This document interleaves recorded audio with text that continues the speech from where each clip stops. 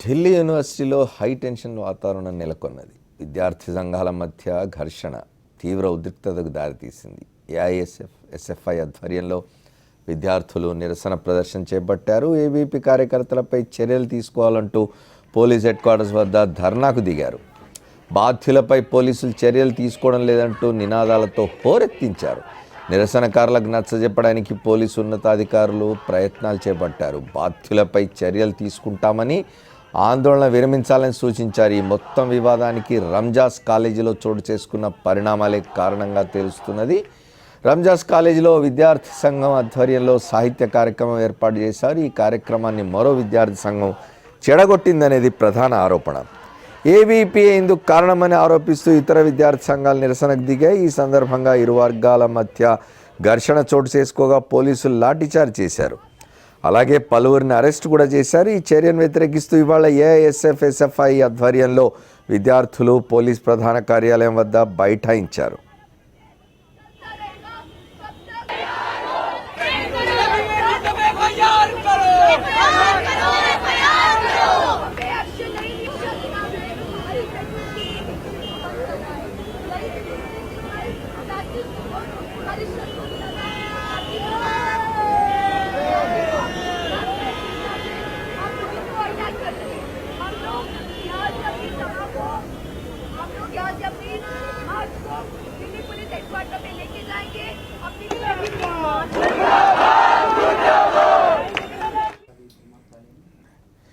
ఢిల్లీ యూనివర్సిటీలో ఏం జరుగుతున్నది? ఢిల్లీ యూనివర్సిటీకి సంబంధించిన కళాశాలలో ఇవాళ జరిగిన గొడవల గురించి వింటున్నాం మనం. ఒకసారి సయ్యద్ వలీవుల్లా ఖాద్రీ ఏఐఎస్ఎఫ్ నాయకులు ఢిల్లీ యూనివర్సిటీ ఆయన ఫోన్ లైన్లో ఉన్నారు.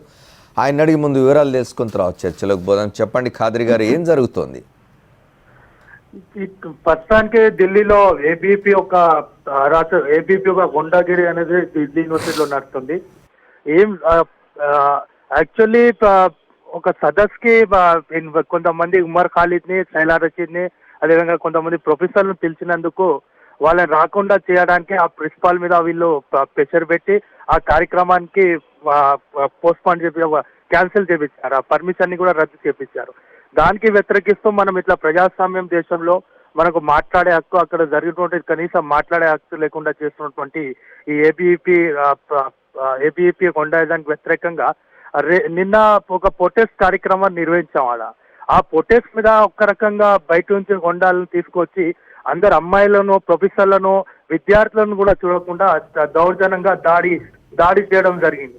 అంటే ఈ రోజు ఆర్ఎస్ఎస్ ఒక బీజేపీ యొక్క ఆలోచన విధానానికి వ్యతిరేకంగా మాట్లాడితే ఈరోజు దాడుల ద్వారా వీళ్ళు దాడులు చేస్తున్నారు. అదే గతంలో కూడా మనం జేఎన్యూలో చూసాం. ఎవరు స్లోగన్స్ చేశారని ఇప్పుడు దాకా కూడా నిరూపించాలి. ఎవరు స్లోగన్స్ చేశారండి, వాళ్ళని అరెస్ట్ చేయాలి. అక్రమంగా వేరే వాళ్ళ మీద, అమాయకుల మీద కేసులు పెట్టారు. అంటే ఈ రోజు మనం ప్రొటెస్ట్ చేస్తున్నా కూడా నిన్న వీళ్ళు స్లోగన్స్ చేశారని అబద్ధాలు ఆడుతూ ఏబీపీ ఆరోపణలు చేస్తుంది. అంటే దీనికి చూస్తే ఈ రోజు ఏబీపీ ఒక అన్డెమోక్రటిక్ సిస్టమ్ అనేది కొనసాగుతుంది. ఏబీపీ ఒక అరాచకం, గుండాయిజం కూడా ఢిల్లీ యూనివర్సిటీలో కొనసాగుతుంది. దానికి వ్యతిరేకిస్తూ ఇవాళ మనం పోలీస్ హెడ్ క్వార్టర్ల ముందు కూడా ధర్నా చేస్తే పోలీసు వాళ్ళు కూడా వాళ్ళకే సపోర్ట్ చేస్తున్నాం. మేము ఎఫ్ఐఆర్ చేయం వాళ్ళ మీద, మీరు పోయి చదువుకోండి, మీరు రాజకీయాలు అవసరం లేదు, మీరు ఇంకోసారి మీ మీదనే కేసులు పెడతామని బెదిరిస్తారు. అంటే ఇట్లాంటి అన్డెమోక్రటిక్ సిస్టమ్ అనేది కొనసాగుతుంది యూనివర్సిటీలో ఏబీపీ ఆధ్వర్యంలో. ఓకే ఖాద్రీ గారు, ఒకటి చెప్పండి. ఇవాళ కొత్తగా యూనివర్సిటీస్లో కానీ, ఎడ్యుకేషన్ ఇన్స్టిట్యూషన్స్లో కానీ left wing, right wing students organizations మధ్య ఘర్షణలు అనేవి ఇవాళ కొత్తగా జరుగుతున్నాయి కాదు. ఇవాళ బీజేపీ నాయకత్వంలోని ఎన్డీఏ కానీ, మోదీ ప్రభుత్వం కానీ వచ్చిన తర్వాత మాత్రమే జరగడం లేదు కదా. కొత్తగా ఏం జరుగుతోంది? కొత్తగా అనేది కాదు, బీజేపీ అధికారంలో వచ్చిన తర్వాత పెరిగినాయి. కొత్తగా అనేది కాదు, ఐడియాలజికల్ డిబేట్స్ ఉండే, భావజాల పోరాటాలు ఉండే గతంలో. ఆ పోరాటాలు భావజాలతోని ముందుకు పోయినాయి తప్ప కానీ కొట్లాటల ద్వారా మనం పరిష్కారం చేసుకోలే. కానీ బీజేపీ అధికారం వచ్చిన తర్వాత వీళ్ళు మాట్లాడే హక్కుని, లేకపోతే మనము తినే హక్కుని, లేకపోతే అనేక రకంగా ఆ కండిషన్స్, రూల్స్ తీసుకురావడానికి ప్రయత్నాలు చేస్తున్నారు. దానికి మనం వ్యతిరేకిస్తున్నాం. ఈ రోజు రైట్ లెఫ్ట్ అనేది ఫైట్ కాదు, ఇది విద్యార్థులు అడుగుతున్నటువంటి హక్కుల కోసం జరుగుతున్నటువంటి పోరాటం మీద ఒక అన్డెమోక్రటిక్ గా జరుగుతున్నటువంటి ఒక దాడి ఇది. కానీ ఖాద్రి గారు ఒక్కటండి, ఇక్కడ జరుగుతున్నది ఏమిటంటే, అంటే మీ మీద వస్తున్న విమర్శలు, ఏ విద్యార్థి సంఘం మీదనే వస్తున్న విమర్శలు ఏమిటంటే, విద్యార్థులు వాళ్ళ ఎడ్యుకేషన్ ఇన్స్టిట్యూషన్స్లో, వాళ్ళ యూనివర్సిటీస్లో విద్యార్థుల సమస్యల మీద పోరాటం కాకుండా దానికంటే కొంచెం ముందుకు పోయి పరిమితులు దాటి రాజకీయపరమైన ఆందోళనలు చేస్తున్నారు, డిమాండ్లు పెడుతున్నారు. దాన్ని ఎట్లా అంగీకరిస్తామని చెప్పి రాజకీయ పక్షాలు చెప్తూ ఉంటాయి. అధికారంలో పక్షం ప్రతిసారి అదే చెప్తుంది. అది కాంగ్రెస్ ఉండొచ్చు, బీజేపీ ఉండొచ్చు కేంద్రంలో. అది కాదండి, ఇప్పుడు యూనివర్సిటీ అంటేనే ఒక వేరే ప్రపంచం. అది యూనివర్సిటీలో ఈ ప్రపంచంలో జరుగుతున్నటువంటి ఈ దేశంలో జరుగుతుంటే అన్ని విషయాల మీద డిబేట్లు ఉంటాయి, దాని మీద పోరాటాలు ఉంటాయి, దానికి సంబంధించి ఆల్టర్నేట్ ఒక కార్యక్రమం కూడా ఉంటుంది. దానికోసమే యూనివర్సిటీలు మనం ఏర్పాటు చేసుకున్నాం. అట్లాంటి యూనివర్సిటీలో కూడా ఇట్లాంటి దాడులు జరిగితే నువ్వు మాట్లాడొద్దు అంటే ప్రజల సమస్యల మీద విద్యార్థులు మాట్లాడలేరా? డైలీ రొటీన్ లైఫ్ కి అటాచ్ గా ఉన్నటువంటి విద్యార్థులు ఈ మార్కెట్ లో ఏం జరుగుతుంది, కొత్త మార్పులు ఏమొస్తున్నాయి, రాజకీయాలు ఎటు పోతున్నాయి? ఎందుకంటే ఒక మేధావి when the politics decide your future, decide what is your politics is. అంటే మనం ఈ రోజు పాలిటిక్స్ మన ఫ్యూచర్ ని డిసైడ్ చేస్తున్నప్పుడు మనం పాలిటిక్స్ ని డిసైడ్ చేసే స్థాయి కూడా విద్యార్థి లోకంని తీసుకుపోవడానికి ఆ చైతన్యం చేయడానికి ఆ కేంద్రంగా. ఫైన్, స్టూడెంట్స్ కి రాజకీయాలు ఉండొద్దు అని ఎవరు అన్నారు? రాజకీయ అభిప్రాయాలు ఉండొద్దు, వాళ్ళకు భావజాలం ఉండకూడదు అని ఎవరు అన్నారు? అది నేను కూడా అనడం లేదు. బీజేపీ మీరెందుకు మాట్లాడుతున్నారు? మీరు ఆదివాసుల మీద జరుగుతున్న వారి గురించి మీరెందుకు మాట్లాడుతున్నారు? కశ్మీర్ లో జరుగుతున్నటువంటి అరాచకం గురించి మీరెందుకు మాట్లాడుతున్నారు? ఆడ ఎక్కడో ఏదో కార్యక్రమాలు జరుగుతుంది, మీరెందుకు మాట్లాడుతున్నారు? మీరు మాట్లాడొద్దు అంటాను. వాళ్ళు కేసులు పెడుతున్నారు మాట్లాడితే. ఓకే ఖాద్రి గారు, ఇప్పుడు నేను స్క్రీన్ మీద ఒక స్లోగన్ చూసినాను, your nationalism is not above our democracy అని చెప్పి. దీన్ని ఎట్లా సమర్థించుకుంటారు మీరు? జాతీయవాదం అయితే ఉండాల్సిందే కదా ఎవరికైనా భారత పౌరుడికి. మేమేమంటున్నా అంటే వాళ్ళు తీసుకొస్తున్నటువంటి నేషనలిజాన్ని వ్యతిరేకిస్తున్నాం. నేషనలిజం అంటే నువ్వు చెప్పింది ఇదే చేయాలి. నువ్వు నేషనలిజం అంటే హిందూ నేషనలిజం ని ప్రమోట్ చేయడానికి ప్రయత్నాలు చేస్తున్నారు.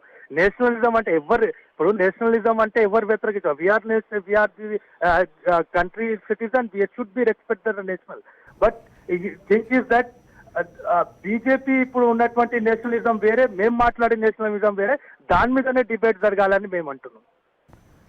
ఓకే ఖాద్రి గారు, ఇఫ్ యూ క్యాన్ ప్లీజ్ లైన్లో ఉండండి, మీతో మళ్ళీ మాట్లాడతాను నేను. మిగతా పెద్దలు కూడా మాట్లాడతారు, మీరు వినొచ్చు, చర్చలో పాల్గొనొచ్చు. బండారు శ్రీనివాసరావు గారు జాయిన్ అయ్యారు మనతో ఈ చర్చలో. అట్లాగే బీజేవైఎం నాయకులు సోలంకి శ్రీనివాస్ కూడా మనతో ఈ చర్చలో పాల్గొంటారు. ఇప్పటిదాకా ఖాద్రి గారు చెప్పినారు, భారతీయ జనతా పార్టీ దాని విద్యార్థి విభాగమైన ఏబీవీపీ వారు కోరుకుంటున్న, వారు చెప్తున్న జాతీయతను, నేషనలిజాన్ని ఇతరుల మీద రుద్దే ప్రయత్నం చేస్తున్నారు, అక్కడే ఘర్షణలు జరుగుతున్నాయని చెప్తున్నారు.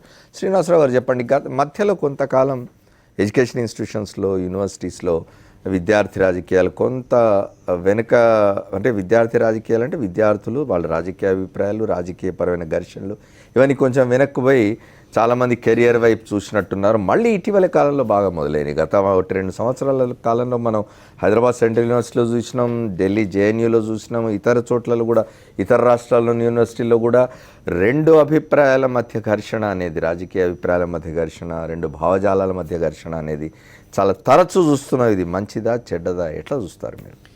ఇప్పుడు విద్యార్థి దశ నుంచి కూడా రాజకీయ ప్రభావాలు, రాజకీయ భావజాలాలు ఉండటాన్ని మనం ఏమీ కొట్టేయటం లేదు.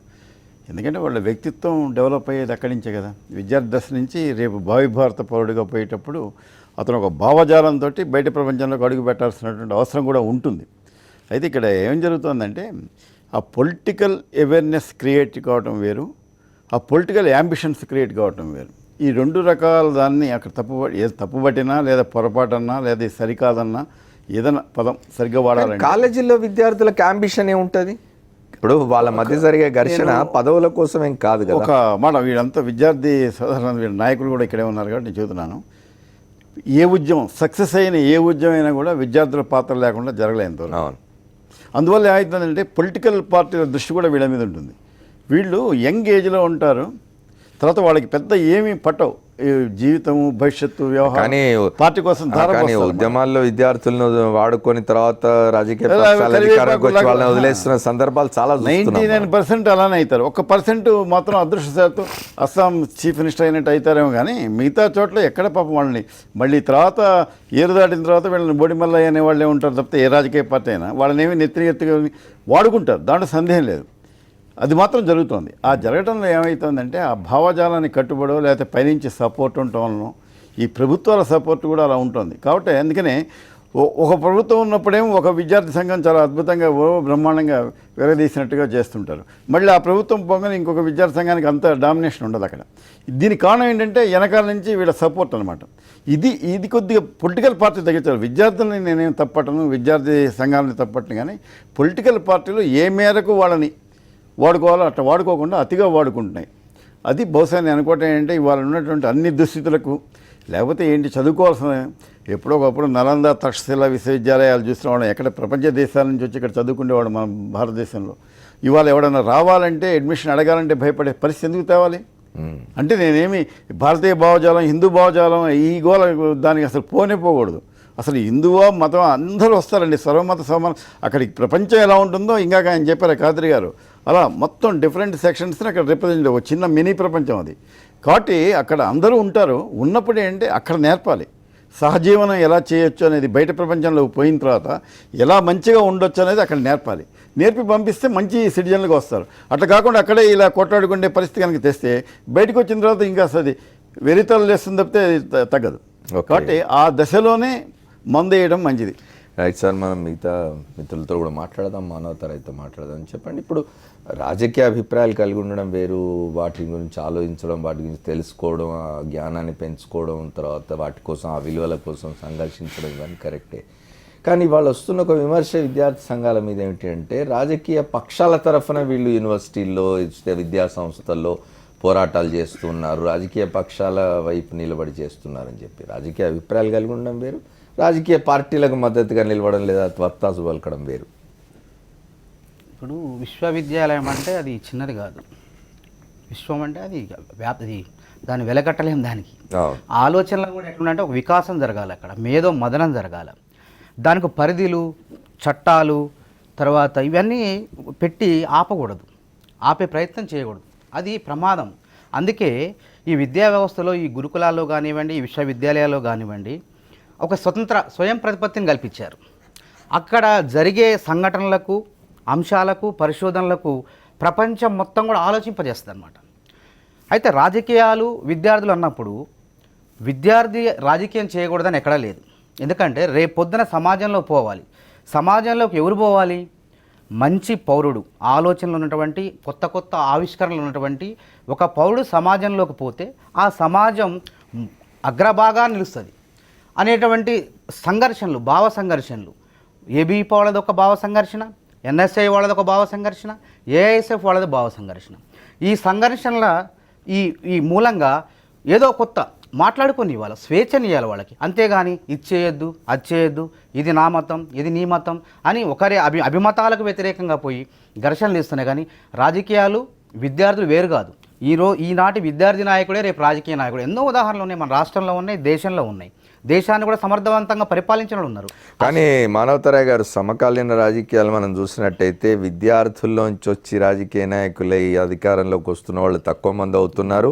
ఇతరేతర వర్గాలు, వ్యాపార వర్గాల నుంచి, అసాంఘిక వర్గాల నుంచి వస్తున్న వాళ్ళు ఎక్కువ మంది రాజకీయాల్లో కనిపిస్తున్నారు మనకి. డబ్బు ధనికులు ఉంటారు రాజకీయం అంటే, సంపన్నులు, వ్యాపారులు, కార్మికులు ఉంటారు, కార్మిక సంఘాలు, మజిల్ పవర్, కంపల్సరిగా అవన్నీ ఉంటేనే రాజకీయం.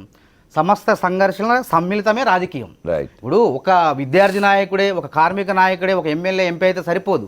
దానికి వ్యవస్థ కావాల్సినటువంటి, పార్టీ కావాల్సినటువంటి పరిపుష్టి కావాలంటే అందరూ ఉండాలి. మంచిది అంటారా? అట్లా లేదు, మంచి నాయకుడు రావాలంటే ఇప్పుడు ఇవాళ మీరు అన్నారు, ముఖ్యమంత్రి సార్ అన్నారు, ముఖ్యమంత్రి అస్సాం గణపరిషత్ పరిపాలించారు.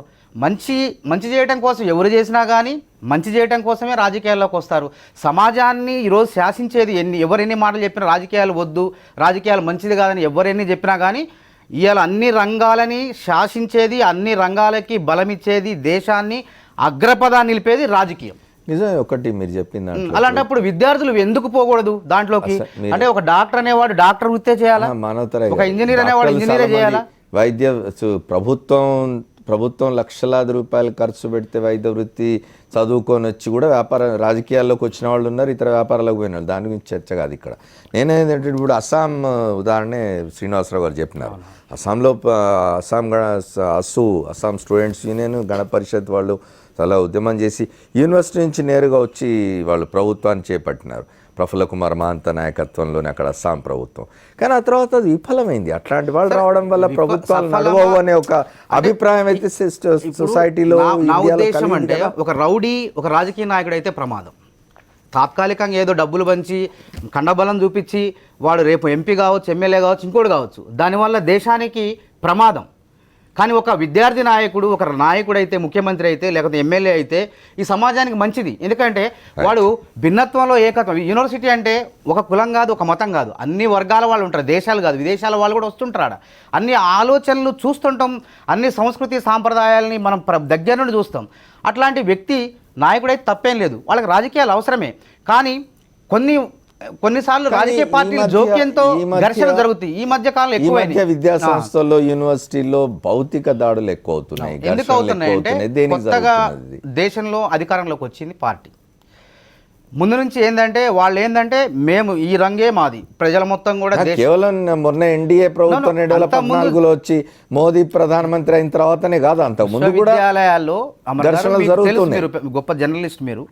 విశ్వవిద్యాలయాల్లో ఘర్షణలు సాధారణం, ఇంతకన్నా ఎక్కువ బీభత్సంగా జరిగినాయి. చంపుకోటాలు గతంలో ఆర్ఎస్యు, పీడిఎస్యు, ఎస్ఎఫ్ఐ ఉద్యమాలు, విద్యార్థి ఉద్యమాలు అంటే భయపడేవాళ్ళు. ఇలా విద్యార్థులు ఏం చేస్తున్నారంటే విశ్వవిద్యాలయంలో ఉండి కెరియర్ను చూసుకుంటూ అవసరమైతే నచ్చినటువంటి రంగం వైపు వెళ్తున్నారు. ఇప్పుడు నేను ఇంజనీరింగ్ చదివితే ఇంజనీర్గా ఉండాల్సిన అవసరం లేదు. దేశానికి సేవ చేయాలంటే రాజకీయం కూడా అవసరం. రాజకీయం అవసరం కాబట్టి ఆ వైపు వెళ్తున్నారు. అందుకే రాజకీయ పార్టీలు కూడా ఏ రాజకీయ పార్టీ ఇష్టం వచ్చినట్టు కాదు. ఇప్పుడు ఆయనకి ఏబీపీ ఇష్టమైతే నాకు కాంగ్రెస్ ఇష్టం, కాంగ్రెస్ లౌకికవాదం నాకు ఇష్టం. అందరూ ఉండాలి, అందరూ బతకాలి, అందరూ హాయిగా ఉండాలి, జీవించాలనేటువంటి కాన్సెప్ట్ ఒక పార్టీకి ఉంటుంది. ఆ వైపు ఆ నచ్చినటువంటి విద్యార్థి ఆ పార్టీ వైపు, ఆ భావాల వైపు వెళ్తాడు, దానికోసం పోరాటం చేస్తాడు. అంతేగాని రాజకీయాలు తప్పు చేయొద్దు అనకూడదు. కొన్ని రాజకీయ పక్షాలు అయితే విద్యార్థులకు రాజకీయాలు ఉండకూడదు, యువకులకు రాజకీయాలు ఉండకూడదు అని చెప్తున్నారు. వాటి గురించి కూడా మాట్లాడదాం. హైదరాబాద్ సెంట్రల్ యూనివర్సిటీ ఇటీవల కాలంలో చాలా టర్మాయిల్లో ఉంది. ప్రశాంత్ వచ్చినారు అక్కడి నుంచి మన దగ్గర మాట్లాడడానికి. అట్లాగే బీజేవైఎం నాయకుడు శ్రీనివాస్ ఉన్నారు. వారితో మాట్లాడే ముందు ఒక షార్ట్ బ్రేక్ తీసుకొని వద్దాం. స్టేట్ మనం విద్యార్థి రాజకీయాల గురించి మాట్లాడుకుంటున్నాం. మనతో హైదరాబాద్ సెంట్రల్ యూనివర్సిటీ నుంచి ప్రశాంత్ ఉన్నారు. ప్రశాంత్, ఒకటి చెప్పండి, ఇప్పుడు తాజాగా మనం ఇవాళ చర్చించుకోవడానికి ఆధారమైన సంఘటన ఏమిటంటే, ఢిల్లీలో ఒక కాలేజీలో ఒక సాహిత్య సభ పెట్టుకుంటే సాహిత్య సభలో మాట్లాడడానికి వస్తున్న వాళ్ళ పట్ల వ్యతిరేకతతో ఒక విద్యార్థి సంఘం ఆ సభ జరగకుండా ఆపించింది. దాని మీద గొడవలు జరుగుతున్నాయి, ఘర్షణ జరుగుతున్నది, పోలీస్ స్టేషన్ల ముందు ధర్నాలు జరిగినాయి, కేసులు, ప్రతి కేసులు ఇవన్నీ జరుగుతున్నాయి. ఇవాళ ఎట్లా చూడాలి దీన్ని? ఇప్పుడు భావ ప్రకటన స్వేచ్ఛ అనేది అందరికీ ఉంటుంది. ఓ సభ పెట్టుకున్నారు, వాళ్ళు వచ్చి మాట్లాడిపోతారు. మీరు కూడా ఇవాళ హైదరాబాద్ సెంట్రల్ యూనివర్సిటీలో ఇట్లాంటివి చూస్తూ ఉన్నారు. దీన్ని ఎట్లా చూడాలి? అయితే పెరుగుతున్నాయా ఈ ఘర్షణలు, తగ్గుతున్నాయా? విద్యార్థులు ఏ మేరకు దీనితో లాభపడుతున్నారు, నష్టపోతున్నారు? 2014 లోక్సభ ఎన్నికల తర్వాత ప్రధానిగా నరేంద్ర మోదీ గారు ఎన్నికైన తర్వాత ప్రత్యక్షంగా మన మానవ వనరుల మంత్రిత్వ శాఖ మొట్టమొదటి నుండి కూడా ఒక యూనివర్సిటీని, విశ్వవిద్యాలయాల్ని విద్య అనే దాన్ని దూరం చేసి ఈ విశ్వవిద్యాలయాన్ని మొత్తం కూడా కాంట్రవర్సీలతో ఫిల్ చేసి ముందరికి నడిపించుకుంటూ వస్తూ ఉన్నది. దాంట్లో భాగంగానే మొట్టమొదటి అంబేద్కర్ పెరియార్ స్టడీ సర్కిల్లో అప్పట్లో నరేంద్ర మోదీ ప్రభుత్వంకి వ్యతిరేకంగా పోస్టర్లు రాశారని చెప్పేసి అక్కడున్న అంబేద్కర్ పెరియార్ స్టడీ సర్కిల్ని ఐఐటి మద్రాస్లో బ్యాన్ చేయడం మొదలుకొని యూనివర్సిటీ ఆఫ్ హైదరాబాద్లో కేవలం కొన్ని అంశాలని, అంటే ఉరిశిక్షకు వ్యతిరేకంగా ఉరిశిక్ష ఉండకూడదు అనే ఒక మానవీయ కోణాన్ని గురించి మాట్లాడుతున్నందుకు, ముజఫర్ నగర్లో జరిగిన అల్లర్ల గురించి మాట్లాడుతున్నందుకు, వీటిపైన మొత్తం బీజేపీ యొక్క కేంద్ర మంత్రివర్గం మొత్తం కూడా ఇన్వాల్వ్ అయ్యి అంబేద్కర్ భావజాలాన్ని ముందుకు తీసుకెళ్తున్న అంబేద్కర్ స్టూడెంట్స్ అసోసియేషన్ పైన టార్గెట్ చేయడం కానీ, దాని తర్వాత జేఎన్యూలో మనకు మొన్నే రీసెంట్గా ఫోరెన్సిక్ రిపోర్ట్ కూడా వచ్చింది. ఆ ఫోరెన్సిక్స్ రిపోర్ట్లో స్మృతి ఇరానీ యొక్క personal secretary, Smriti Irani aid, ఆవిడ పేరు శిల్పీ తివారీ అనే ఆవిడ జేఎన్యూలో జరిగిన డాక్టర్డ్ వీడియోస్ ఏవైతే ఉన్నాయో, అసలు వాళ్ళు స్లోగన్స్ ఇవ్వకపోయినా కానీ యాంటీ నేషనల్ స్లోగన్స్ ఇచ్చారని చెప్పేసి ఒక డాక్టర్డ్ వీడియో చేసిందని చెప్పేసి రీసెంట్గా ఫోరెన్సిక్ రిపోర్ట్స్ ఇచ్చింది. ఆ జేఎన్యూ ఇన్సిడెంట్లో కూడా బీజేపీ మొత్తం కూడా కేంద్ర హోం మంత్రిత్వ శాఖ మొదలుకొని హెచ్ఆర్డి శాఖ వరకు కూడా ఇవాళ అక్కడ ఇష్యూ లేని దగ్గర కూడా ఒక ఇష్యూని క్రియేట్ చేసి, ఇన్ఫ్యాక్ట్ మన హోమ్ మినిస్టర్ అక్కడ వాళ్ళకు తీవ్రవాదులతో కనెక్షన్స్ ఉన్నాయని చెప్పేసి, హఫీజ్ సయీద్తో కనెక్షన్స్ ఉన్నాయని చెప్పేసి పబ్లిక్ స్టేట్మెంట్స్ చేసి ఒక యూనివర్సిటీకి ఉన్న ప్రతిష్టని దిగజార్చేందుకు విశ్వవిద్యాలయాలపైన బీజేపీ, ఆర్ఎస్ఎస్, ఏబీవీపీ ఈ 3 సంఘాలు కూడా ఒక పన్నాగం ప్రకారంగా అటాక్ చేస్తూ ఉన్నాయి. వీటికి కూడా ఉన్న మోటివ్ ఏంటంటే, ఇప్పటివరకు కూడా భారతదేశంలో ఎన్ని అల్లర్లు చేసుకుంటూ వచ్చినా కానీ అక్కడ వాళ్ళు ఈజీగా ఒక కమ్యూనల్ పోలరైజేషన్ అనేది తీసుకురాగలిగారు. కానీ విశ్వవిద్యాలయాల్లోకి వచ్చేసరికి ఇక్కడ ఒక స్వయం ప్రతిపత్తి ఉంది, ఇక్కడ ఒక ఆలోచన విధానం ఉంది. ఒకవేళ వాళ్ళు కమ్యూనల్ డిబేట్ తీసుకొస్తే సెక్యులరిజం గురించి మాట్లాడడానికి కొంతమంది ఉన్నారు, వాళ్ళు కులవాదాన్ని తీసుకొస్తే కుల నిర్మూలన గురించి మాట్లాడడానికి అంబేద్కర్ వాదులు ముందున్నారు. వాళ్ళు ఊనా లాంటి ప్లేసెస్లో దళితులపై దాడి చేస్తూ ఉంటే ఈ దాడులు సరైనవి కాదు అని చెప్పేసి ప్రశ్నించడానికి విద్యార్థులందరూ కూడా సమాయత్తమై ముందరికి వెళ్తూ ఉన్నారు. సో ఈ ఆలోచనలు ఈ యూనివర్సిటీ నుంచి రాకుండా ఉండేందుకు ఈ విధంగా ఏబీవీపీ లాంటి ఒక సంఘాలని ముందర పెట్టుకొని యూనివర్సిటీల్లో ఇట్లాంటి ఇష్యూస్ని క్రియేట్ చేయడం జరుగుతూ ఉంది. వాస్తవానికి ఢిల్లీ విశ్వవిద్యాలయంలో రామ్జోస్ కాలేజ్లో ఏం జరిగిందండి, ఉమర్ ఖాలిద్ ఒక స్టూడెంట్, అతను he's a PhD scholar in జేఎన్యూలో ఒక పిహెచ్డి స్కాలరు అక్కడ బస్తర్లో ఆదివాసీలపై జరుగుతున్న ఆకృత్యాలపై ఒక దాడుల గురించి అక్కడ ఒక అకాడమిక్ సెమినార్లో వెళ్ళి మాట్లాడడానికి వ్యతిరేకించి అక్కడ మొత్తం ఈవెంట్ని కూడా క్యాన్సల్ అయిన తర్వాత యూజీసీ గైడ్లైన్స్ ప్రకారంగా విద్యార్థి సంఘాలకు కానీ విద్యార్థులకు కానీ ఈవెన్ టీచర్లకు కానీ ఫ్రీగా యూనివర్సిటీలో ఎటువంటి టాపిక్ పైన అయినా కానీ క్రిటికల్ డిస్కషన్ చేసుకునేందుకు ఒక ఫ్రీ స్పేస్ కలిగించింది. దానికి అడ్డుగా వస్తున్నాయి ఇటువంటి సంఘాలు అని చెప్పేసి ప్రశ్నించినందుకు ఢిల్లీ రామ్జస్ కాలేజ్లో విద్యార్థులపైన పోలీసుల మద్దతుతో, చూడండి రాజ్యం ఎలాగా విద్యార్థి సంఘాలకు, ఏబీవీపీ లాంటి విద్యార్థి సంఘాలకు మద్దతు ఇచ్చి ఈ విశ్వవిద్యాలయాల్లో ఉన్న ఈ క్రిటికల్ రీజనింగ్ అనే ఒక మన దీన్ని మొత్తం కూడా ఒక క్రిటికల్ డిస్కషన్ స్పేస్ని మొత్తం కూడా అటాక్ చేసి టార్గెట్ చేసి చేసే పని మనకు కనిపిస్తుంది. విమర్శనాత్మకమైన చర్చ ఎప్పుడైనా కూడా ఆరోగ్యవంతమైందే జరగాల్సిందే అది. కానీ జనరల్గా అంటే వామపక్ష భావజాలం కలిగిన విద్యార్థి సంస్థలు కానీ లేదా మీ అంబేద్కర్ అసోసియేషన్ లాంటి సంస్థలు కానీ వీటి మీద వస్తున్న ఒక నింద ఏమిటంటే, అనేది విమర్శ కూడా కాదు, నింద ఏమిటి అని అంటే వీళ్ళంతా కూడా జాతీయ భావాలకు వ్యతిరేకులు, దేశానికి వ్యతిరేకులు, వీళ్ళు దేశభక్తులు కాదు, వీఆర్ నాట్ పేట్రియాట్స్ అని చెప్పుకుంటారు అనే విమర్శ ఒకటి ఉన్నది. అయితే ఇప్పుడు వాస్తవానికి doctor BR Ambedkar parliament of India Ambedkar NDA ప్రభుత్వం చాలా గౌరవిస్తుంది. ఇప్పుడు ఇక్కడి పార్లమెంట్ ఆఫ్ ఇండియాలో కాన్స్టిట్యూయెంట్ అసెంబ్లీ డిబేట్స్ వచ్చినప్పుడు భారతదేశం ఇంకా ఒక దేశంగా ఆవిర్భవించలేదు.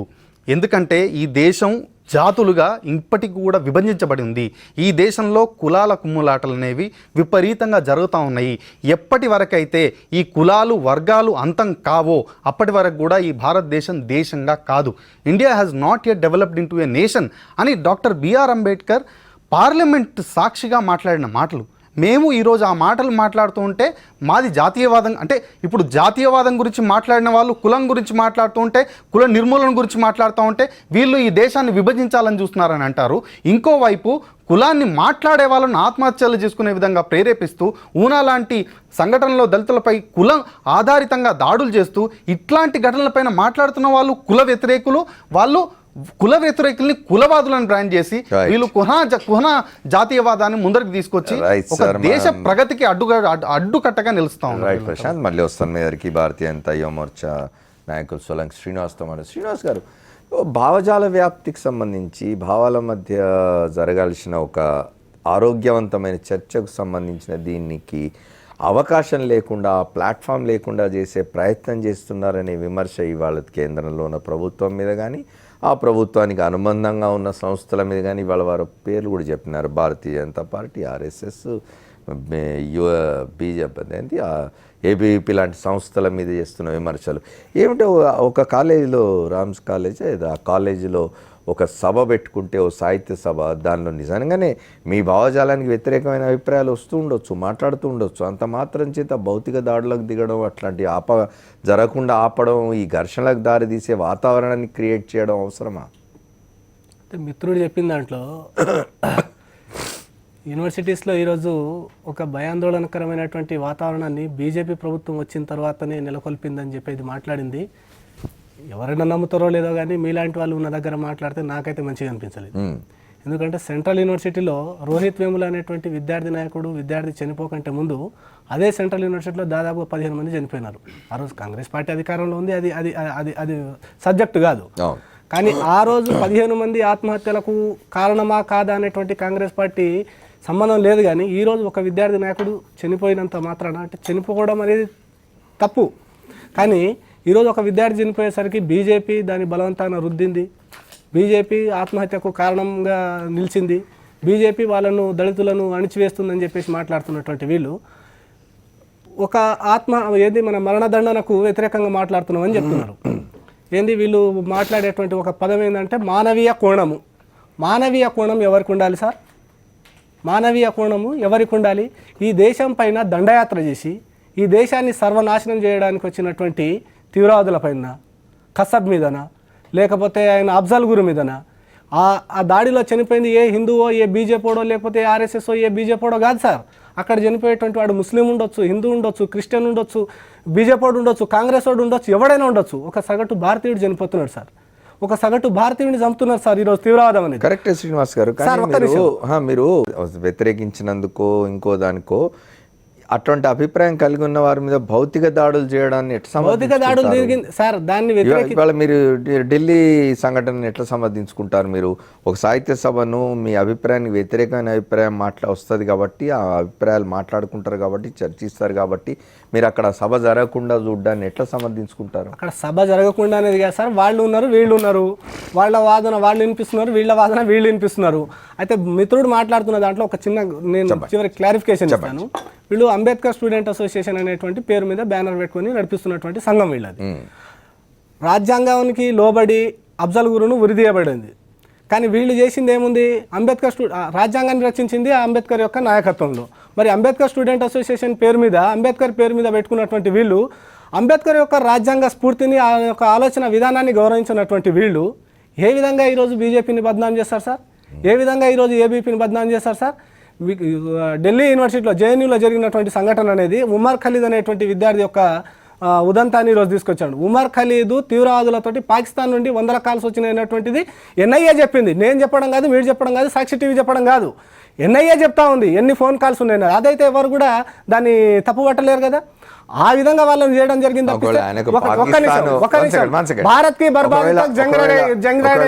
ఖాలిద్ అనే విద్యార్థి నాయకుడికి పాకిస్తాన్ నుంచి, తీవ్రవాదుల నుంచి, ఉగ్రవాదుల నుంచి అట్లా 100 కొద్ది ఫోన్ కాల్స్ వచ్చింటే ఎన్ఐఏ దాన్ని బయట పెట్టుంటే చట్టపరంగా ఆయన మీద చర్యలు తీసుకోవాలి జరిగింది. కానీ అట్లా కాకుండా ఆయన ఎక్కడో మాట్లాడడానికి వస్తే నా అభిప్రాయం చెప్పదలుచుకుంటే ఆయన రాకూడదు అని నిరోధించడాన్ని ఎట్లా? ఇప్పుడు కాదు జరిగినటువంటి జేఎన్యూలో గతంలో జరిగినటువంటి సంఘటన ఇది. భారత్ కి బర్బాదీ తక్ జంగ్ లడేగి, అఫ్జల్ హమ్ షర్మిందా హై తేరే ఖాతిల్ జిందా హై. అఫ్జల్ ఎవరు, ఆయన ఖాతిల్ ఏంటిది, అంటే అతని ఆశయం ఏంటిది? అఫ్జల్ గురి యొక్క ఆశయం ఏంటి సార్? నువ్వు చనిపోయినావు, నీ ఆశయం ఇంకా బతికే ఉందంటే ఈ దేశం మీద జేఎన్యూ విద్యార్థులు ఇంకా దాడి చేస్తారా? ఈ దేశం మీద ఉన్నటువంటి సామాన్య ప్రజలను చంపడమా వీళ్ళ యొక్క ఆశయము? అఫ్జల్ గురి యొక్క ఆశయాన్ని కొనసాగిస్తామంటే ఇంతకంటే దౌర్భాగ్యం ఏముంది సార్? అది జాతీయవాదం అంటారా లేకపోతే దేశద్రోహం అంటారా? మరేమంటారు? కానీ ఇంతకుముందు ప్రశాంత్ చెప్పినారు డాక్టర్ అవన్నీ అట్లాంటి స్లోగన్స్ రాలేదు కదా, ఇంకా వీళ్ళ వరకు వచ్చి ఉంటాయేమో సార్.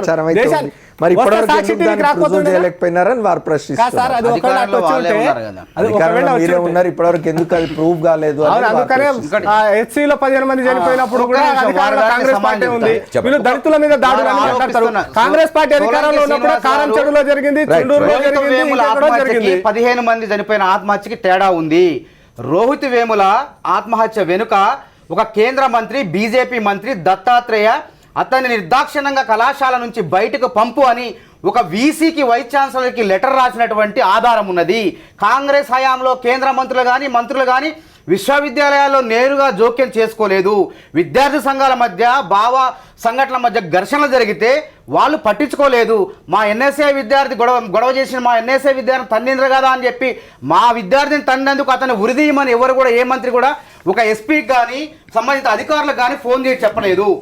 15 మంది చనిపోయారంటే అక్కడ ఉన్నటువంటి మరి వైస్ ఛాన్సలర్లు కానివ్వండి, ప్రొఫెసర్లు కానివ్వండి, వాళ్ళు వేధించడం వల్ల, వాళ్ళ రీసెర్చ్లో జరిగినటువంటి వాళ్ళు సహకరించకపోవడం వల్ల, గైడ్లు కానీ సహకరించడం వల్ల చనిపోయారు. చనిపోతే ఇక్కడ రోహిత్ వేముల దేని చనిపోయిండు? కేంద్ర మంత్రి దత్తాత్రేయ లెటర్ రాస్తే స్మృతి ఇరానీ చర్య తీసుకుంటావా లేదా అని పదే 10 సార్లు అతన్ని వీసీని మరి మా వీసీపై ఒత్తిడి తీసుకొస్తే వీసీ చర్య తీసుకోవడం వల్ల Right. మనస్తాపం చెంది ఆత్మహత్య చేసుకున్నాడు. He has a మరి point. దానికి ఇంతవరకు మీరు రాష్ట్ర ప్రభుత్వం కానీ కేంద్ర Right, ప్రభుత్వం right, కానీ right. అతను ఎస్సీనా బీసీనా ఓసీయా కాదు, ఒక మనిషి ఒక ప్రతిభావంతుడు చనిపోయిండే దాని గురించి ఒక ఎఫ్ఐఆర్ నమోదు చేసిండ్రా? Right, right. ఎందుకు ఆత్మహత్య జరిగిందని తీసిండ్రా? He has కులం a మీద point. మతం మీద He has a ఆయన point. ఈ కులము ఆ మతం అని చెప్పి ఆ విషయం డైవర్ట్ చేసే ప్రయత్నం We చేస్తారు. got your point. We got your point. ఒక point I'll come to you. ఒక ఇంటర్జెక్షన్ ఏంటంటే Brief గా చెప్పండి. ఈయన ఏబీవీపీ గురించి రోహిత్ వేముల 18 డిసెంబర్ 2015 ఏబీవీపీని మెన్షన్ చేస్తూ తన చివరి లేఖ రాసే కన్నా ముందు సూసైడ్ నోటీస్ ఇచ్చినప్పుడు ఏబీవీపీ ప్రెసిడెంట్ని ఆత్మగౌరవం గురించి అడిగినందుకు మీరు మమ్మల్ని సాంఘిక బహిష్కరణ చేశారని చెప్పేసి రాశారు. మీరు చూడండి, Right, ఇది right. వాస్తవం కాదా? Right. రెండవది ఉత్తరం ఫోరెన్సిక్ నేను కూడా రిపోర్ట్లు చూపిస్తా ఒకటి. బహుశా బీజేపీ ఇంకా కేంద్ర మంత్రివర్గం వాళ్ళకు అప్డేట్ చేయడం ఇష్టం లేకనో లేకపోతే వాళ్ళ వాస్తవాలు బయటపడతాయనో వీళ్ళకి చేయలేదు. కానీ ఫోరెన్సిక్ రిపోర్టు రీసెంట్గా శిల్పీ Tiwari, Smriti Irani aid doctored videos మొత్తం అంతా కూడా పబ్లిష్ చేసిందని అది దేశవ్యాప్తంగా నేషనల్ న్యూస్ అయింది. మరి మీది నేషనల్ పార్టీయో అది ఏదో అది మాకు తెలియదు. కానీ ఇంకా దానికన్నా ముందు ఈ ఎన్ఐఏ అక్యూజేషన్ కూడా రాజ్నాథ్ సింగ్ గారు Let him have his chance. మానవతరాయ్ గారు Brief గా చెప్పండి. గొంతు ఖాద్రి చించుకొని ఉన్నారు, మాట్లాడితే కాదు ఒకసారి కానీ ఖాద్రితో కూడా మాట్లాడదాం. మానవతరాయ్ గారు గొంతు చించుకొని మాట్లాడినంత మాత్రాన అబద్ధం నిజమైపోదు, నిజం అబద్ధం అయిపోదు.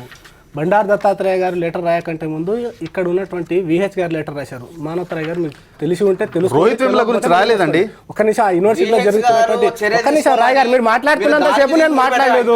ఒక నిమిషం మీరు మాట్లాడినంత సేపు నేను మాట్లాడలేదు. నన్ను మాట్లాడినివ్వండి. మీరు ఆరోపించినప్పుడు నేను మాట్లాడకుండా People must understand what you are talking. చెప్పండి. విహెచ్ గారు లెటర్ రాశారు. ఆ లెటర్ గురించి మాట్లాడాలి కదా. ఎవరికి రాశారు? కేంద్ర మంత్రి స్మృతి ఇరానీకి రాశారు. ఆ లెటర్ గురించి మాట్లాడారు ఎందుకు? మిత్రుడు ఈ ఉత్తరం పట్టుకొని వచ్చి ఈరోజు ఏదో చూపిస్తున్నాడు. అసలు వాస్తవం నిగ్గుదేలాల్సింది రోహిత్ వేముల యొక్క ఆత్మహత్య ఉత్తరం మీద తేలాల్సింది. అక్కడ 2-3 లైన్స్ కొట్టివేయబడ్డాయి. ఆ 2-3 లైన్స్ గురించి ఏదో మాట్లాడాలి కదా. అవన్నీ కూడా ఇన్వెస్టిగేషన్ లో తేలాలి ఏం జరిగేదండి. కానీ అవేం తేలుతున్నట్టు కనిపిస్తలేదు చూడడానికి. ఒకసారి మనం ఖాద్రి గారి దగ్గరికి వెళ్దాం. ఖాద్రి గారు, ఇప్పటిదాకా మీరు భారతీయ జనతా యువ మోర్చా నాయకుడు చెప్పింది విన్నారు. మీరు ఎట్లా రియాక్ట్ అవుతారు? అఫ్జల్ హమ్ షర్మిందా హే, తేరా ఖాతిల్ జిందా హే అనడాన్ని ఎట్లా సమర్థించుకుంటారని అడుగుతున్నారు ఆయన. సార్, చాలా విచిత్రంగా ఉంది. ఈ రోజు బీజేఎం నాయకుడికి కూర్చొని అఫ్జల్ గురు గురించి మాట్లాడడం. ఈ రోజు కశ్మీర్ లో వాళ్ళే అఫ్జల్ ఆశయాలను సాధిస్తామని ప్రభుత్వాన్ని ఏర్పాటు చేసి కశ్మీర్ లో కలిసి ప్రభుత్వాన్ని నడుపుతున్నారు. బస్సులో ఉన్నప్పుడు ఒక కేంద్రానికి ఒక లెటర్ రాసి నాకు డెడ్ బాడీ కావాలి అఫ్జల్ గురు అని అడగడం జరిగింది. అంటే ఈ రోజు నేషనలిజం నేర్పిస్తున్నారు వీళ్ళు. అసలు వీళ్ళకు ఈ దేశంతో సంబంధమే లేదు, ఈ దేశ రాజకీయాలతో. ఎప్పుడు కూడా దేశ స్వతంత్రంలో లేని వాళ్ళు ఎప్పుడు మరి ఆ చరిత్రలో మీరు పోవాలి దలుచుకుంటే వాళ్ళకి తెలుసు. కానీ ఈ రోజు మాకేదో నేషనలిజం నేర్పిస్తాం, ఎవరో అఫ్జల్ ఆశయాలకు ముందుకు తీసుకుపోతామని చెప్పడం అది చాలా చాలా విచిత్రంగా ఉంది. రెండోది, ఈ రోజు జైలు విషయంలో ఇప్పుడు దాకా కేసులు పెట్టారు. వీళ్ళు సెడిషన్ కేసులు పెట్టి జైలు పంపారు. కనయ్య అని, అమ్మర్ ఖాళీ అడ్వాన్ పెట్టారు. ఇప్పుడు దాకా ఛార్జ్ షీట్ వేయలే. అసలు ఎవరు స్లోగన్స్ చేశారు, ఎక్కడి నుంచి చేశారు వాళ్ళని పట్టుకోలే. ఆ కేసులనే ఇట్లా బెదిరించడానికి ఈ ప్రయత్నం చేశారు తప్ప. కానీ బీజేపీ ప్రభుత్వం ఆ విషయంలో కేవలం బెదిరించడానికి ప్రయత్నం చేసి జైలు అమాయకులంలో కేసులు పెట్టి వాళ్ళ జీతాలతోనే ఆడుకుంటాను. ఈయన కూర్చొని ఇక్కడ మేమేదో చేయడానికి ప్రయత్నం చేస్తాం. అంటే నిజాలు తేలాలనుకుంటే కోర్టులో కేసు ఉంది. Court will be decide what is the fact, what is the result, what is the judgement. Let me wait and see. Khadri గారు, కూర్చొని వీళ్ళు దేశ ద్రోహులు, వీళ్ళు దేశ ఉగ్రవాదులతో సంబంధం ఉంది. అఫ్జల్ తెరే ఖాతిల్ జిందా హై అనేది దేశద్రోహం కాకపోతే ఏమంటారు? ఖాద్రి గారు, ఇప్పుడు వారు అంటుంది ఏమిటంటే ఉమర్ ఖాలిద్ పాకిస్తాన్ నుంచి తీవ్ర ఉగ్రవాదుల నుంచి 100 ఫోన్ కాల్స్ వచ్చినట్టు ఎన్ఐఏ చెప్తున్నది అని అంటారు ఆయన. 100 కాదు 800 ఫోన్లు వచ్చిందని చెప్పింది. కానీ ఇప్పుడు దాకా ఛార్జ్ షీట్ లో పెట్టలే కదా. ఛార్జ్ షీట్ పెట్టమని చెప్తున్నాం. కోర్టులో తెలుసుకుంటాం ఎన్ని ఫోన్లు ఎక్కడి నుంచి వచ్చినాయి అంటే.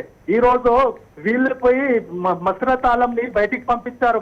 వీళ్ళు వచ్చిన తర్వాత, బీజేపీ గవర్నమెంట్ లో వచ్చిన తర్వాత ఆయన డైరెక్ట్ గా 100,000 మంది ముందు పాకిస్తాన్ జిందాబాద్ అని స్లోగన్స్ ఇచ్చారు. వీళ్ళు కలిసి ఉన్నారు పాకిస్తాన్ వాళ్ళతో. మోదీ ఎప్పుడు ఎక్కడ పోతాడో తెలియదు. పాకిస్తాన్ పోయి కలిసి వస్తాడు. దాని తర్వాత అటాక్లు అయితే దేశంలో నరేంద్ర మోడీ డైరెక్ట్ బహిరంగంగా వెళ్ళిండండి. Right sir, one second Srinivas garu, ఉగ్రవాదులతో సంబంధం ఉన్నాడు. ఖాద్రి, బియాండ్ ద లైన్ ఒకసారి శ్రీనివాసరావు గారితో మాట్లాడదాం. మీరు ఇంతమంది విద్యార్థి నాయకులు మాట్లాడుతుంది వింటున్నారు. ఇంతకుముందు మానవతరాయ్ చెప్పినారు చాలా యూనివర్సిటీస్ ఒక డిఫరెంట్గా ఉంటాయి, అక్కడ ఘర్షణలు జరుగుతాయి, ఉద్రిక్తతలు ఉంటాయి, గతంలో అసలు చాలా పెద్ద పెద్ద సంఘటనలు కూడా జరిగాయి. కానీ మీకు ఒకటి గుర్తుంటే ఉస్మానియా యూనివర్సిటీలో మనం విద్యార్థులుగా ఉన్న దశలో ఉస్మానియా యూనివర్సిటీలోకి ఒక పోలీస్ కానిస్టేబుల్ ఎంటర్ అయితే అది పెద్ద ఇష్యూ అయ్యేది. యూనివర్సిటీ క్యాంపస్లోకి పోలీసులను ఎంటర్ కానిచ్చేవాళ్ళం కాదు. ఒక కానిస్టేబుల్ కట్టెబట్టుకొని ఎంటర్ అయితే కూడా 2 రోజులు 3 రోజులు విద్యార్థులు మొత్తం అంతా స్తంభింపజేసిన సందర్భాలని. ఆ తర్వాత స్లోగా పోలీస్ క్యాంప్ ఏర్పడే పరిస్థితి నుంచి ఇవాళ ఒక permanent police station Osmania university క్యాంపస్లో ఏర్పడే స్థితి దాకా తెచ్చుకున్నదే ఎవరు? అనుభవం చెప్పమంటున్నారు కానీ చెబుతున్నాను. ఒకప్పుడు ముఖ్యమంత్రి అయినా సరే విశ్వవిద్యాలయాల వ్యవహారాల్లో జోక్యం చేసుకునే పరిస్థితి ఉండేది. వైస్ ఛాన్సలర్ ది చీఫ్, అతని మాట వేదం అక్కడ. అలాంటి ఇండిపెండెంట్ వ్యవస్థను చూసిన తర్వాత ఇవాళ వైస్ ఛాన్సలర్లు పోయి ముఖ్యమంత్రులు ఇళ్ళకు పోయి అపాయింట్మెంట్ లెటర్లు తెచ్చుకునే పరిస్థితి చూసిన తర్వాత ఇక అక్కడ ఇండిపెండెన్స్ మనం ఎక్స్పెక్ట్ చేయలేం. అంటే ఇప్పుడు యూనివర్సిటీస్ వైస్ ఛాన్సలర్స్ అపాయింట్మెంట్స్ అన్ని కూడా పొలిటికల్ అపాయింట్మెంట్. నేను అదే అన్నాను, వీడు రాజకీయ శాస్త్రం నేర్చుకోవాలి కానీ రాజకీయం నేర్చుకుంటున్నారు, అది సమస్య అయిపోయింది. అసలు విశ్వవిద్యాలయాలు నేను మొట్టమొదటి చెబుతున్నాను, వాళ్ళు ఇండిపెండెంట్గా డెవలప్ కావాలి, బయట ప్రపంచంలో రావాలంటే అద్భుతంగా వాళ్ళు రాజకీయ శాస్త్రం అభ్యసించిన తర్వాతనే ఏదైనా చేయగలుగుతారు.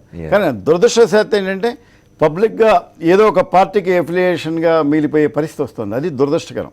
నిజంగా ఎంత ఎనర్జీస్ ఉన్నాయండి బయట ఉన్న వాళ్ళకి ఏమున్నాయండి, బయట రాజకీయ నాయకుల కంటే వీళ్ళ దగ్గర ఉన్న ఎనర్జీ కానీ వీళ్ళ శక్తి సామర్థ్యాలు కానీ వాళ్ళ టాకింగ్ పవర్ కానీ వాళ్ళకు ఉన్న తెలివితేటలు కానీ. నేను ఒక మాట చెప్తానండి, ఆ రోహిత్ వేముల ఆత్మహత్య చేసుకున్నప్పుడు ఒక ఉత్తరం రాశాడు. ఆ ఉత్తరం మొదట్లో రాలేదు, తర్వాత వస్తే అమెరికా నుంచి ఒకడు మాకు ఫోన్ చేసి చెప్పాడు. అది చదివి అసలు ఇలాంటి వాడు అమెరికాలో ఉంటే ఎంత గొప్పవాడేవాడు. అసలు ఆ లాంగ్వేజ్ కానీ అతని ఎక్స్ప్రెషన్ కెపాసిటీ కానీ ఆ భావ వ్యక్తీకరణ అండి, చనిపోయే ముందు అంత భావాలను వ్యక్తీకరించగలిగాడంటే అంత గ్రేట్ మ్యాన్. వీ లాస్ట్ అంటాడు జ్యువెల్ని, ఓ రత్నాన్ని వజ్రాన్ని పోగొట్టుకున్నాము రాజకీయాల్లో. చెప్పేది ఏంటంటే ఇది ఇప్పుడు యూనివర్సిటీ అనేది ఒక కర్మాగారం లాంటిదండి. ముడిసరుకుని పంపించి బ్రహ్మాండమైనటువంటి నవభారతని బయటికి తీసుకురావాలి. దురదృష్టం ఏమైపోతుందంటే యూనివర్సిటీస్ పొలిటిసైజ్ అయిపోతున్నాయి, అక్కడ విద్యార్థుల్ని కూడా నిజంగా అండి ఇలాంటి తల్లిదండ్రుల సంగతి కూడా రాజకీయ పార్టీ మాట్లాడుకుందాం. శ్రీనివాసరావు గారు ఒక షార్ట్ బ్రేక్ తీసుకొని వస్తాం. Back to the fourth estate. Delhi యూనివర్సిటీలో జరిగిన సంఘటన గురించి చర్చలో మనం ముందుకు పోయి వాళ్ళ యూనివర్సిటీస్ పొలిటిసైజ్ అయినాయని మాట్లాడుకుంటున్నాం. ఇంతకుముందు బండారు శ్రీనివాసరావు గారు చెప్పినారు యూనివర్సిటీ వైస్ ఛాన్సలర్స్ అపాయింట్మెంట్స్ కూడా పొలిటికల్ అపాయింట్మెంట్స్ అయిపోయినాయి. యూనివర్సిటీస్ పొలిటిసైజ్ అయిపోవడం వల్ల కూడా వాతావరణం యూనివర్సిటీలో విద్యార్థుల మధ్య ఇట్లాంటి ఘర్షణ వాతావరణం ఏర్పడుతుందా? యూనివర్సిటీలో ఉండాల్సిన ఒక మంచి వాతావరణం కలుషితం అయిపోతుందా? చెప్పండి మానవతరాయ్, క్విక్గా ముగ్గురు. యూనివర్సిటీలో ఘర్షణలు ఉంటాయి, నేను మొదటి నుంచి చెప్తున్నా. విద్యార్థుల మధ్య వాళ్ళ భావాల మధ్య చిన్న చిన్న ఘర్షణలు ఉంటాయి. కానీ రాజకీయ దాన్ని కొంతమంది రాజకీయం చేయడం కోసం భూతద్దంలో చేసి దాన్ని చేస్తే మాత్రం చాలా ఇబ్బందులు వస్తాయి. ఇప్పుడు రోహిత్ వేములు అంతే అయింది. పట్టించుకోవద్దు రాజకీయ నాయకులు అనేవాళ్ళు. ఏదన్నా విద్యార్థులు వచ్చి ఏదైనా ఫిర్యాదు చేయొచ్చు. ఆయన సంఘం చేసినప్పుడు దత్తాత్రేయ గారి దగ్గరికి ఏబీపీ విద్యార్థి నాయకుడు వచ్చి ఫిర్యాదు చేసినంత మాత్రాన పిల్లగాళ్లే, అరే మన పిల్లగాళ్లే కదా, కొట్టుకున్న తర్వాత సెట్ అయిపోతారు, ఆటోమేటిక్గా 4 రోజుల తర్వాత కలిసి ఉంటారు అని ఆలోచన చేయాలి. అంతేగాని దాని మీద ఒత్తిడి తీసుకొచ్చి చర్యలు తీసుకుంటే ఏమైందంటే అది కలుషితం అయిపోతుంది. ఇక వర్గాలుగా తయారైతాయి, కులాలుగా తయారైతాయి, మతాలుగా తయారైతాయి. ఒక రోహిత్ వేముల అనే చిన్న సంఘటన, అసలు ఆయన కులము ఎస్సీనా బీసీనా ఓసీనా అది పక్కన పెట్టండి. అసలు కుల ప్రస్తావనకి స్థానం లేదు. ఎందుకంటే వేరే దేశ విద్యార్థులు ఉంటారు అక్కడ మన దగ్గర. భిన్నత్వంలో ఏకత్వానికి అసలు బెస్ట్ ఉదాహరణ ఏంటంటే యూనివర్సిటీలు. అలాంటి యూనివర్సిటీలో ఇప్పటికి కూడా ప్రపంచీకరణ సాంకేతికత అభివృద్ధి చెందింది. ఈ టైంలో కూడా ఇంకా మనం కులాల గురించి మతాల గురించి మాట్లాడుకోవద్దు. మతం గౌరవించాలి, గౌరవించే వాళ్ళు గౌరవిస్తారు. మత ఛాందసవాదులను వ్యతిరేకిస్తారు. ఎవరి కులం వాళ్ళది. ఎవరు ఇక్కడ ఉన్నటువంటి అంబేద్కర్ స్టూడెంట్స్ అసోసియేషన్ కానివ్వండి, వేరే వాళ్ళు కానీ మతాన్ని వ్యతిరేకించట్లే.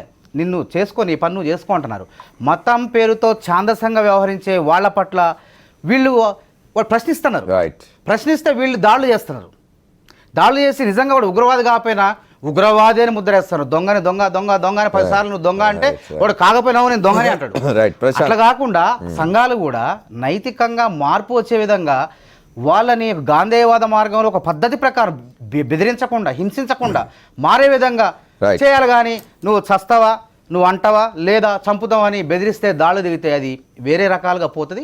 అది యూనివర్సిటీలో రాజకీయాలు వస్తాయి, రైట్ సార్, అన్నీ రైట్ సార్.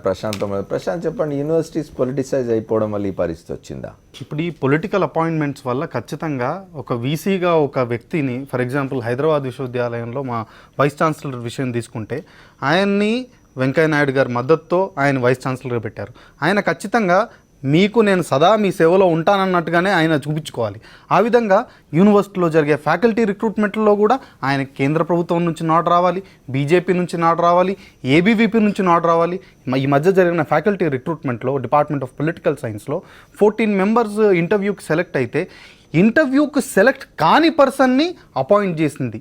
డిపార్ట్మెంట్ మొత్తం అపోజ్ చేసినా కానీ కేవలం ఏబీవీపీకి చెందిన విద్యార్థి ఏబీవీపీలో చాలా యాక్టివ్గా పనిచేశాడని చెప్పేసి అతన్ని ఫ్యాకల్టీగా రిక్రూట్మెంట్ చేసుకున్న పరిస్థితి. ఇట్లాంటి రిక్రూట్మెంట్స్ జరుగుతాయి. అదేవిధంగా చర్చలు జరిగినప్పుడు కూడా చర్చల్ని అడ్డుకోవడం జరుగుతుంది. ఎఫ్లూలో ఈ మధ్యకాలంలో ఇద్దరు స్టూడెంట్స్ అడ్మిషన్ కొరకు అప్లై చేస్తే వాళ్ళకి హాల్ టికెట్స్ డినై చేయడం జరిగింది. ఎందుకు? రోహిత్ వేముల న్యాయ పోరాటంలో పాల్గొన్నారని చెప్పేసి.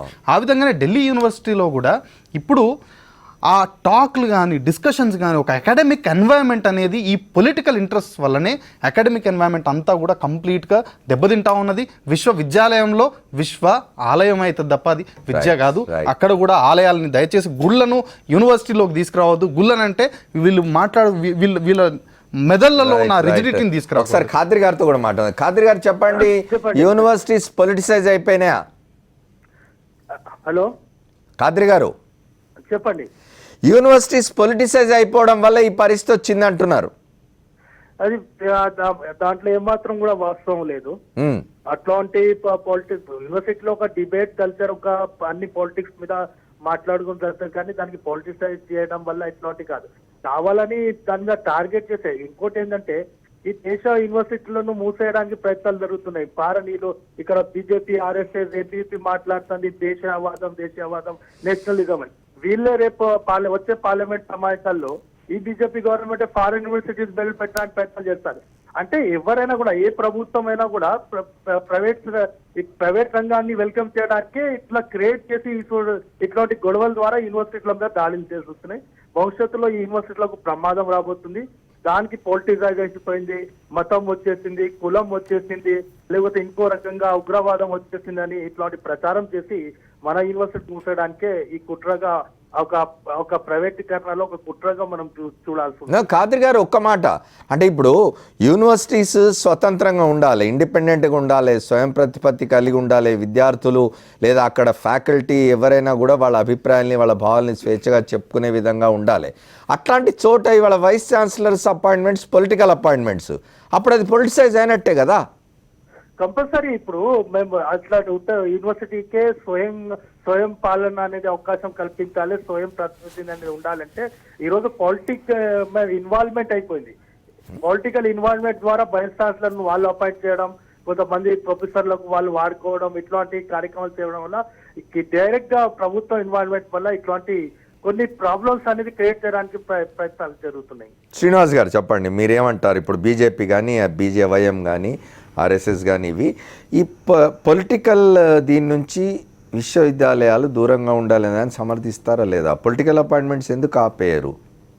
వైస్ ఛాన్సలర్స్ని పొలిటికల్ అపాయింట్మెంట్స్ ఎందుకు జరగాలి? వైస్ ఛాన్సలర్స్ని ఆ రోజున్న ఇన్కంబెంట్ గవర్నమెంట్, అది కాంగ్రెస్ కావచ్చు, బీజేపీ కావచ్చు, ఇంకోళ్ళు కావచ్చు, ఇవాళ ఆంధ్రప్రదేశ్లో తెలుగుదేశం ఉంది, తెలంగాణలో టీఆర్ఎస్ ఉంది, ఎవరైనా కావచ్చు, అధికారంలో ఉన్న వాళ్ళు వైస్ ఛాన్సలర్స్ని నియమించే ఈ సంప్రదాయానికి స్వస్తి చెప్పడం అవసరమా కాదా? అది బీజేపీకి, ఏబీపీకి సంబంధం లేదు సార్. ఒక యూనివర్సిటీ విద్యార్థిగా నేను చెప్పేది ఏంటంటే, పొలిటికల్ అపాయింట్మెంట్స్ అనేటివి 100% ఉండకూడదు. అయితే గతంలో ఇప్పుడు మన మిత్రుడు చెప్తున్నట్టుగా అప్పారావు యొక్క అపాయింట్మెంటే మొదటిది కాదు.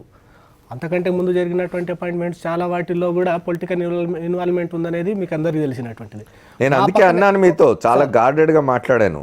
అది కాంగ్రెస్ ప్రభుత్వం కావచ్చు, బీజేపీ ప్రభుత్వం కావచ్చు, టీఆర్ఎస్ ప్రభుత్వం కావచ్చు, తెలుగుదేశం ప్రభుత్వం కావచ్చు, ఇంకో చోట ఇంకో ప్రభుత్వం కావచ్చు, ప్రభుత్వాలు వైస్ ఛాన్సలర్లను నియమించే అధికారం కలిగి ఉండడం, దానివల్ల పొలిటిసైజ్ కావడం లేదా? దానికి దూరంగా ఉంచితే మంచిదా కాదా? ఎవరైతే ఆ యూనివర్సిటీలో ఉన్న ఫ్యాకల్టీలో ఉన్న ఒక సమర్థుడు, ఎవరైతే వైస్ ఛాన్సలర్ కావడానికి సమర్థత ఉంటుందో వారినే ఆ యూనివర్సిటీ వాళ్ళు ఎన్నుకొని వైస్ ఛాన్సలర్ చేసుకుంటే ఒక స్వయం పరిపాలన అండి, స్వయం ప్రతిపత్తి అనండి, ఇండిపెండెన్స్ అనండి ఉంటుంది కదా. అంటే ప్రభుత్వాలకు ఈరోజు ఎట్లయిపోయిందంటే విశ్వవిద్యాలయాల్లో ఉండేటువంటి వైస్ ఛాన్సలర్స్ కూడా అది ఒక నామినేటెడ్ పదవులాగా. ఎందుకు మీకు పెత్తనం దాని మీద అని? అది 100% కరెక్ట్. ఎందుకంటే అది కూడా ఒక నామినేటెడ్ పదవులాగా ఆ పార్టీ కార్యకర్తకు ప్రకటించినట్టుగా కట్టబెడుతున్నట్టు సందర్భాలు ఉన్నాయి. మన పక్కనే ఉస్మానియా యూనివర్సిటీకి పక్కన ఉన్నటువంటి ఇఫ్లూలో గతంలో అభయ్ మౌర్య అనేటువంటి వైస్ ఛాన్సలర్ ఉండేటువంటి వాడు. మా యూనివర్సిటీకి సంబంధం లేడు, ఇఫ్లూకి సంబంధం లేదు, ఎక్కడి నుంచో బయట నుండి తెచ్చినాయని తెచ్చి అభయ్ మౌర్యను ఒక పార్టీ సిద్ధాంతాలకు దగ్గర కట్టుబడి ఉన్నాడని చెప్పేసి తెచ్చి పెట్టినటువంటి సందర్భం కూడా ఉంది. అది ఎప్పటికైనా మారాల్సినటువంటి అవసరం ఉంది. ఎందుకంటే విశ్వవిద్యాలయాల్లో ఈరోజు దేశాన్ని నవజీవన నిర్మాతలను తయారు చేసేటువంటి బృహత్ కార్యం అనేది విశ్వవిద్యాలయాల్లో రూపుదిద్దుకుంది. మీరు మంచిగా చెప్తున్నారు, కానీ మీరు సమర్థిస్తున్న రాజకీయాలను బీజేపీ అధికారంలోకి వచ్చిన 2014లో అట్లాంటి అపాయింట్మెంట్స్ చాలా చేసిందనే విమర్శ వచ్చింది. పూణే ఫిల్మ్ ఇన్స్టిట్యూట్లో కూడా చాలా గొడవ జరిగింది. గొడవలు అయితేనే ఉన్నాయి, కానీ నేను కూడా చెప్పేది ఏంటంటే అది ఒకవేళ జరిగినా జరగకున్నా కూడా అటువంటి జరగకపోవడం అనేది మంచిదనేది నా ఒక విద్యార్థిగా నా student union representative. You are right, చెప్పండి. విశ్వవిద్యాలయాలంటే ప్రభుత్వాలకు భయం. మీరు అన్నట్టు సమాజంలో మొట్టమొదట స్పందించేది ఏదన్నా ప్రభుత్వాలు తప్పు చేస్తున్నప్పుడు నువ్వు తప్పు చేస్తున్నావని చెప్పేది ఎక్కడంటే యూనివర్సిటీ నుంచే మొదలవుతుంది. అసలు ప్రతిపక్షం అనేది అక్కడి నుంచే ప్రారంభమవుతుంది. కాబట్టి ఈ యొక్క అధికారంలోకి కొత్తగా వచ్చిన ప్రభుత్వాలు ఏం చేస్తాయంటే ఈ వ్యవస్థను మొత్తం తన చెప్పు చేతల్లోకి పెట్టుకోవాలనే ప్రయత్నం చేస్తుంది, కీలుబొమ్మలు లెక్క చేయాలని చూస్తుంది. అందుకే కాంగ్రెస్ మనం యూనివర్సిటీ